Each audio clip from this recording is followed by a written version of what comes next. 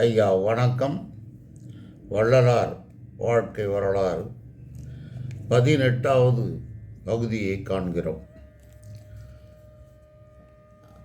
அவர் தர்மசாலை திறந்து வைத்துவிட்டு இருக்கின்ற காலத்தில் ஐயா அவர்கள் அவருடைய அன்பர்கள் கூட இருக்கிற அன்பர்களுடைய வேண்டுகோளுக்கு இணங்கி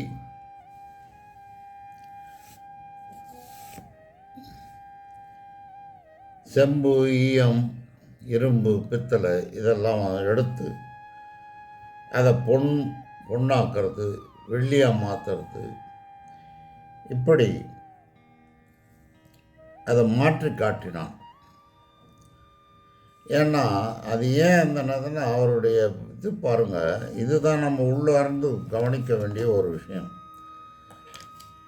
அவர் வருமுன் காப்பவன் அறிவாளின்னு ஒரு பாட்டில் கூட இருக்கும். அது மாதிரி இவங்களுக்கு வரத்துக்கு முன்னே தெரியும், நாளைக்கு என்ன வருது எல்லாமே தெரியும் உலகத்தில். அவள் தான் பிரபஞ்சத்தினுடைய ஒரு இதில் முழுகி இருக்காங்களே, ஒரு தண்ணிக்குள்ளே இருக்கிற மாதிரி. அந்த தண்ணி பூரா எல்லாமே தெரியும் அவங்களுக்கு. அந்த மாதிரி அடுத்து வரப்போகிறத வச்சு அவர்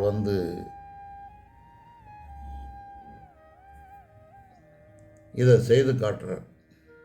சொல்லித்தான் செய்து காட்டிட்டு அது சும்மா இல்லை, அது எங்கன்னா வச்சா இவனா எடுத்துப்போம்.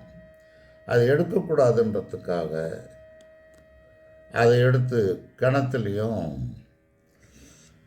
குளத்துலேயும் போட்டுருது. பார்க்குறவங்களோட இது இவ்வளோ விதை கொடுத்தாலும் தான் இருக்கும். அதுக்காக அவர் அதெல்லாம் கவலைப்படல, செஞ்சிட்டார். இதெல்லாம் கூட இருந்து கவனித்தவர் வேம்பையர்னு ஒருவர் கூட இருந்திருக்கார். அவருடைய விஷமத்தனம்னா அவர் மற்றவங்களாம் கூட இவருக்கு ஒரு மரியாதை கொடுத்து ஆசை இருந்தாலும் அதை அடக்கிட்டாங்க. அந்த அளவுக்கு இருந்தால் போட்டதெல்லாம் எடுத்தோம்னா அந்த இதை நாம் செய்ய முடியுன்ற ஒரு திமிரு, ஆசை, பேராசை. கிணத்துல இருந்தது, குளத்து போட்டதெல்லாம் எண்ணி அப்படியே ரகசியமாக எடுத்து போய் ஒரு ரகசியமான இடத்துல வச்சு செய்து பார்க்குறார். செய்து பார்த்தா வரல. ரொம்ப முயற்சி பண்ணி பார்க்குறார். பண்ணதில் அவருடைய கண் வங்கி போச்சு. ஒன்றுமே தெரியாமல் அவசப்பட்டார். தண்ணியாக வருது, மங்களாகி போச்சு. உடனே பார்த்தார், ஐயாவினுடைய இதுதான், நம்ம ஐயா கிட்ட போய் தான் அதை சரிப்படுத்த முடியும்.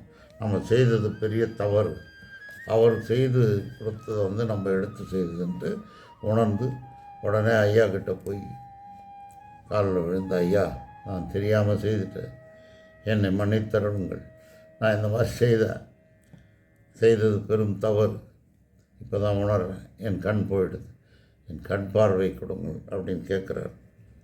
அவர் புன்னகையோடு பார்த்துட்டு, பைத்தியக்காரா நீ வருவேன்னு தெரியும் நான் நினச்சிக்கிட்டேன். தண்ணி எடுத்து கண்ணில் கழுவுறார், அடிக்கிறார்.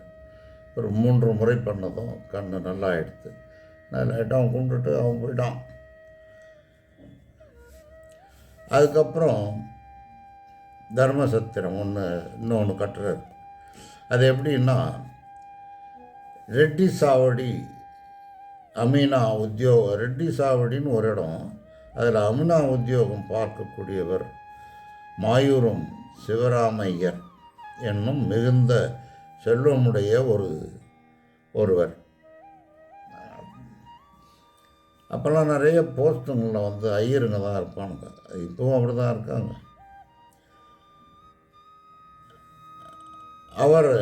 அவருக்கு பிள்ளை பேர் இல்லை. எவ்வளோ இது பண்ணியும் வாழ்ந்து குழந்த பாக்கியம் இல்லாமல் இருந்தது. அதனால் ஐயாவை பற்றி கேள்விப்பட்டதுனால வடலூருக்கு ஐயா கிட்ட, ஐயா எனக்கு இந்த மாதிரி பேர் இல்லை, நீங்கள் ஏதாவது செய்து எனக்கு கிடைக்கணும் அப்படின்னு அதை கிட்டுமாறு திருவருள் புரியுங்க. சரின்ட்டு ஐயா என்ன பண்ணார், அதுக்கு வேண்டியதை ஏதோ பண்ணார். அவர் இஷ்டப்படி ஒரு ஆண் மகவு பிறந்தது. அது பிறந்த பிறகு அவரை கொண்டு இவர்கிட்ட இதுக்கு வரார், தனக்கு இவருக்கு என்ன வேணுமோ அது இது கூட நன்றி விசுவாசத்துடன் குழந்தை பிறந்ததுக்கு ஐயா உங்களுக்கு ஏதாவது நான் பண்ணணும்னு சொல்லி அப்போ அவர் பண்ருட்டிக்கும் வடலூருக்கும் மத்தியில் பெண்ணையாற்றின் கரையில் உள்ள கோட்டை புலவனூரில் ஒரு தர்மசத்திரம் கட்டுவித்தனர் அவரை வச்சு. ஏன்னா அது சன்மானமாக ஒரு தர்மசத்திரம் அந்த இடத்துல கட்டி வச்சு அப்படி அது நடந்தது. அதுக்கு அடுத்து பார்த்திங்கன்னா விருத்தாச்சலத்திலிருந்து ஒரு வக்கீல் வெங்கடேச ஐயர் என்பவர் ஒவ்வொரு சனிக்கிழமையும் இரவுகளில் வடலூருக்கு வந்து ஞாயிற்றுக்கிழமை நடைபெறும் பிரசங்கத்தில் பங்கேற்று கேட்டுவிட்டு திரும்பி போவது வழக்கம். அவர் இரவு நேரங்களில் வடலூருக்கு வரும்பொழுது இடையிலே 3 மைல்கள் தூரம்.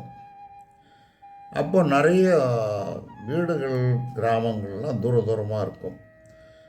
2 கிராமத்துக்கு நடுப்புற பார்த்திங்கன்னா ஒரு காடாக தான் இருக்கும். ஏன்னா செழிப்பு, நிறைய மரங்கள். காடுன்னா என்ன அர்த்தம்? நிறைய மரங்கள், சட்டுன்னு எதிர்க்க தெரியாது, இப்படி போகிற மாதிரி இருக்கும். ஓப்பன் இது தெரியாது, நேராக பார்த்தோம்னா ஒரு தூரமாக பார்க்க தெரியாது. அதான் காடு. நிறைய காடுன்னா நிறைய மரங்கள் வளர்ந்து செழிப்போடு இருந்த காலங்கள், ஜனத்தொகை கம்மியாக இருந்திருக்கு. அப்படி அந்த காடு வழியாக அவர் போகும்போது இரவு நேரங்களில் வடலூருக்கு வரும்பொழுதும் சரி, 3 மைல் போகும்போதும் சரி, அவருக்கு 2 விளக்கு ஏற்றிட்டு 2 பேர் முன்னாடி போகிற மாதிரி இருக்கும். அந்த இருட்டில் காட்டில் கொஞ்சம் பயந்து தான் போவாங்க. இருட்டுன்னா அது மரங்கரம் இருக்கும், அதில் சில சத்தங்கள் கேட்கும். அந்த காற்றுல கிளைகள் மோதுறதில் சத்தம் ஜிலோன்னு இருக்குன்னுவாங்க. அது மாதிரிலாம் ஒரு இதனால் அவருக்கு 2 விளக்கு ஏற்றிட்டு 2 ஆள் முன்னாடி போகிற மாதிரி இருக்கும். ஆனால் ஆள் மறைஞ்சிருக்கும், விளக்கு மட்டும் கேட்கும். இப்படி ஒவ்வொரு முறையும் அவருக்கு நடந்து கொண்டு இருந்தது இந்த நிகழ்ச்சி. இவருக்கு இது என்னடா அது நமக்கு புரியாத இப்படி இருக்குது, ஒரு பெரிய உதவியாக இருக்குன்ட்டு இதை அடையாமல் இந்த நிகழ்ச்சி ஐயா தான் நமக்கு ஏதோ செய்கிறாரு அப்படின்னு அவருடைய அற்புதம் தான். இல்லைன்னா நமக்கு என்ன இருக்குது, நமக்கு இப்படி செய்யறதுன்னு அதை உணர்ந்து தன் மனைவியாரும் உணர்றா. வடலூருக்கு 2 பேரும் வந்து அங்கே தங்கி ஐயா அவர்களுக்கு அடிமை பூண்டு அவருடைய பூரண அருளுக்கு பாத்திரமானார்கள்.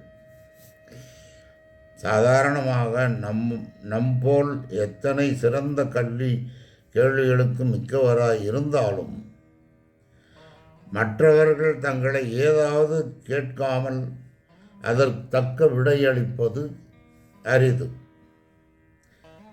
அந்த இது நம்ம ஐயாவுக்கு திரிகாலமும் உணர்ந்தவர், எக்காலமும் என் நிலையும் எந்நேரமும் உணர்ந்தவர்.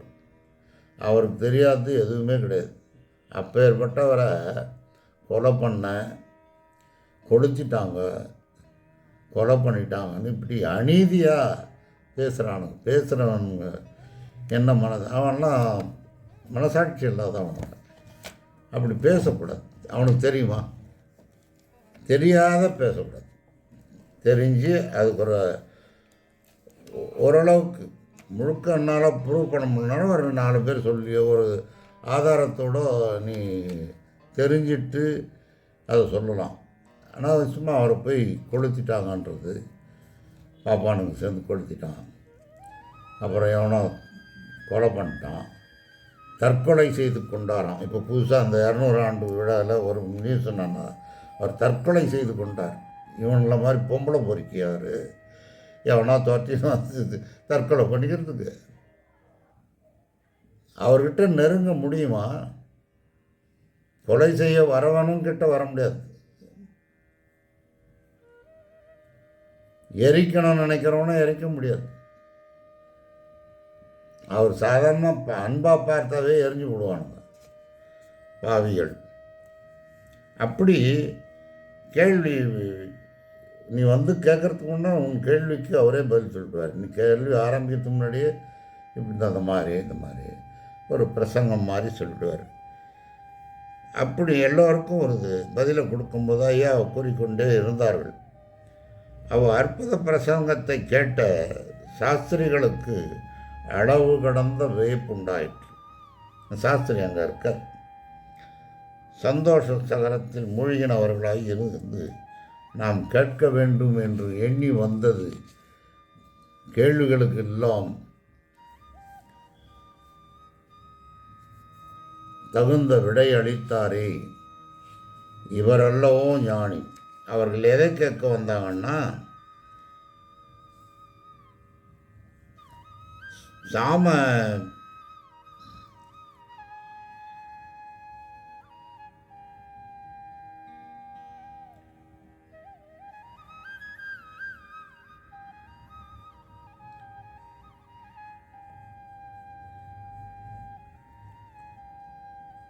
சாமவேதத்தை பற்றி சில சந்தேகங்களை அவர் கேட்க வந்தாங்க. அவங்களுக்கு என்ன, அவங்க வேதம் இல்லையா, சாமம், ருக்வேதம், இதெல்லாம் அந்த வேதத்தை பற்றி இவருக்கு என்ன தெரியும்? இவங்களுக்கு ரொம்ப அதுக்குள்ள நமக்கும் அறியாமல் பொதுவாக இப்போ நம்ம வேதங்கள்லாம் பொதுவாகவே பேசலாம், யார் ஒன்றா பேசலாம், யார் ஒன்றா படிக்கலாம். ஏன்னா அது பொதுநிலை, எல்லோருக்கும் ஒத்து வரும். அவங்க அதை ரகசியமாக வச்சுக்குவாங்க. ஏன்னா ஒன்றுமே இருக்காது அதில். அவ்வளோ பெரிய நமது அதிகமாக இருக்கும்.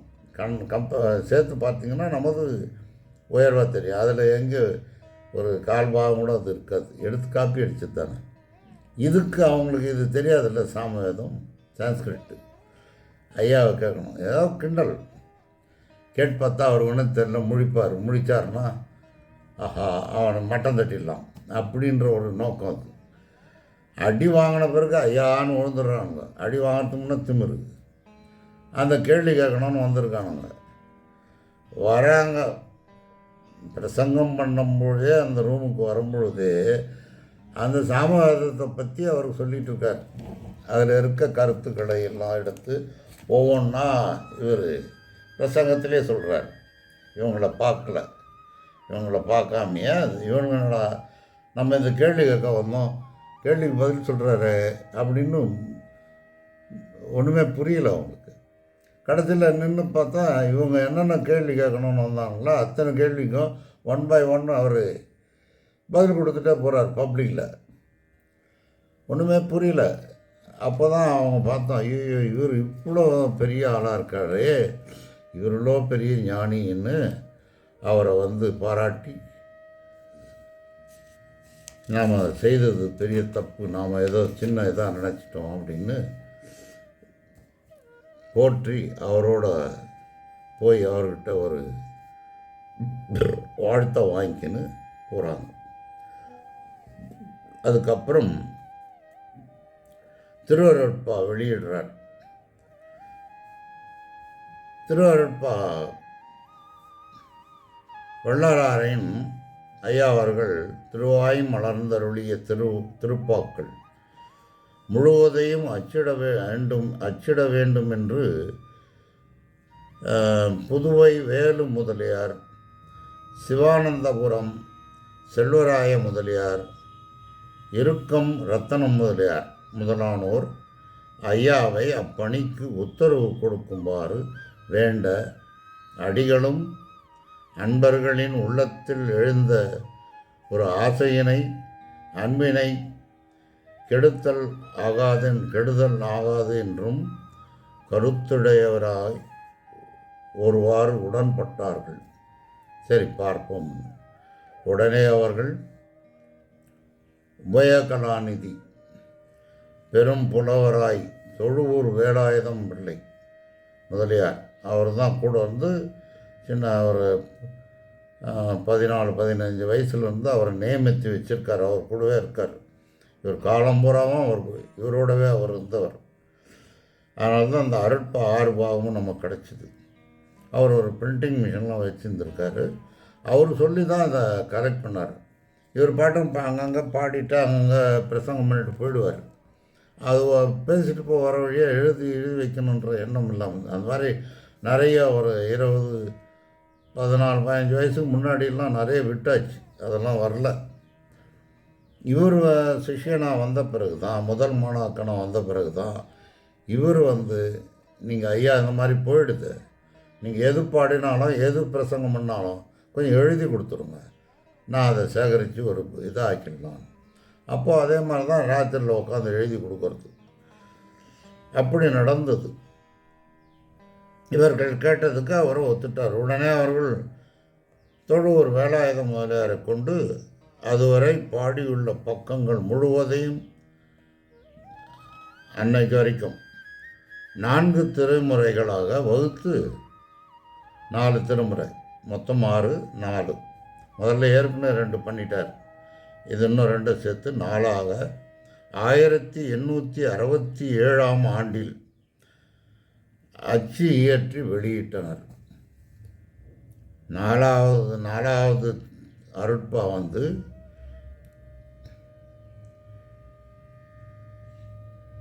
4 திருமுறைகளையும் 1867இல் வெளியிட்டனர்.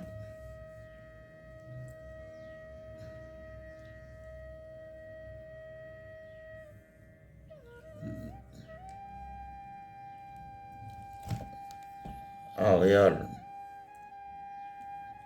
இதுவரை முடித்து கொண்டு அடுத்த பகுதியில் பார்க்கலாம் என்று நினைக்கிறேன். ஏன்னா அடுத்த பகுதி கொஞ்சம் கூட பராமரிப்பு நேரம் இருக்காது. ஏன்னா நான் ரொம்ப நாளை கொடுக்கலாம், நீங்கள்லாம் அவ்வளோ நாளை இந்த காலம் ரொம்ப ஸ்பீடாக போகிறதுனால எல்லாருக்கும் பார்க்குற நேரம் இருக்கா, அவ்வளோ உட்காந்து பார்ப்பீங்களான்றதுக்காக தான் துண்டு துண்டாக கொடுத்துட்டு வரேன். இது 18வது பதிவு. எனக்கும் ஒரு இதாக தான் இருக்குது. ஒரு அட்லீஸ்ட் 1 மணி நேரம் 2 மணி நேரம் கொடுத்தோம்னா கொஞ்சம் தெரியும். அவ்வளோ தூரம் நீங்கள் பார்ப்பீங்களான்றது சந்தேகமாக இருக்குது. இதுவே நிறைய பேர் பார்க்கறதில்ல. 2வது சமையல், அரசியல், இதெல்லாம் நிறைய பேருக்கு இன்ட்ரெஸ்ட் இருக்காப்பிடுக்கு. அதெல்லாம் ரொம்ப போகுது. நிறைய போகணும், நிறைய பேர் பார்க்கணும், அதில் ஏதாவது லாபம் அடையணுன்றதெல்லாம் இல்லை. இது மாதிரியான சில இதெல்லாம் நான் கொடுக்கறது தான் பெரிய இது நடக்கவும் இல்லை. எனக்கு தெரிந்தது என் கையில் இருக்கிறது, என்னுடைய அனுபவம். எனக்கும் 83 வயசு ஆகுது. அதில் உலகத்தில் இருக்கிற நிலைகளை பார்த்து நம்மளால் முடிஞ்ச ஒரு சேவையை செய்யணுன்ற ஒரு எண்ணத்தில் தான் இதை எடுத்து செய்கிறேன். இதில் பெரும் இது என்னுடைய மகன் தூண்டுதல் தான். நீங்கள் சும்மா உட்காந்துருக்கீங்க ஏதாவது பண்ணுங்கன்னு சொல்லி அவருடைய தூண்டுதல்னால் இது கூட நான் செய்திருக்க மாட்டேன். அதனால் எனக்கு என்னென்னா எல்லோரும் தெரிஞ்சுக்கணும்.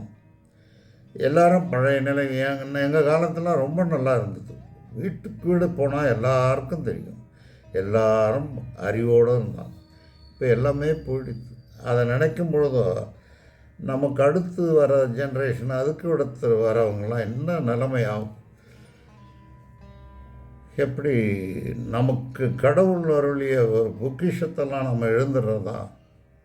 எண்ணி எண்ணி பார்த்தாலும் ஒரு அமெரிக்காவில் ஒரு பெரிய சயின்டிஸ்ட்டு ஒரு 6 மாதம் முன்னாடி இருக்கும் சொல்கிறார், அடுத்து நான் பிறந்தால் இந்தியாவில் தமிழ்நாட்டில் பிறக்க வேண்டும் என்று.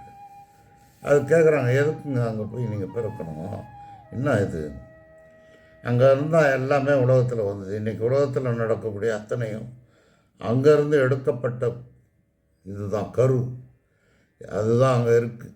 அதனால் நான் அங்கே பிறந்தால் நான் ஒரு சயின்டிஸ்ட், இன்னும் நல்லா எனக்கு ரொம்ப சந்தோஷமாக இருக்கும், அங்கேருந்து நிறைய நான் செய்வேன் அப்படின்ட்டு. யார் நாசாவில் இருக்கிற ஒரு அமெரிக்க சயின்டிஸ்ட் சொல்கிறான். இங்கே இருக்கிற தமிழர்கள் அது தெரியுதா? புரியல. ஏதோ என்னுடைய சேவை பார்க்குறவர்கள் மேற்கொண்டு அதை பற்றி ஒரு கமெண்ட் யாரும் கொடுக்க மாட்டேறீங்க. இது உங்களுக்கு திருப்திப்படுதா இல்லையான்னு தெரியல. 2வது சப்ஸ்கிரைப் பண்ணி பார்த்தீங்கன்னா என்னுடைய பதிவுகள் இது வரைக்கும் 66 64 பதிவுகள் வந்துடுது. இந்த பதிவுகள் உங்களுக்கு தானாக வரும், நீங்கள் பார்க்க வசதியாக இருக்கும். அதனால் வள்ளலார் வாழ்க்கை முழுக்கவும் நான் சொல்லணும்னு இருக்கேன். ஏன்னா அதில் நிறைய பேருக்கு மாற்றங்கள் சிலது தெரியல, அப்படிலாம் இருக்குது. அவருடைய முழுமையான ஒவ்வொரு நிகழ்ச்சிகளும் நாம் வெளிக்கொண்டு வரணும், தெரியணும். அதனால் இந்த சேவையை எடுத்து செய்கிறேன். இதனால் எனக்கு எந்த இதுவும் இல்லை, ஆனால் ஒரு பொழுதுபோக்கு, அது ஒன்றா சொல்லலாம். என்னுடைய நேரத்தில் நான் சும்மா இருக்கிறது ஏதோ ஒன்று செய்கிறேன். அது பிற்காலத்தில் நல்ல இதாக உபயோகப்படணும். அப்போ தான் என் மனமும் குளிரும். எல்லாம் அருட்பெருஞ்சோதி என் வள்ளல் பெருமானுடைய அருள் எல்லோருக்கும் கிடைக்கும். அவர் நினைத்த உலகம் மலர வேண்டும், அதுதான். வாழ்க. வணக்கம்.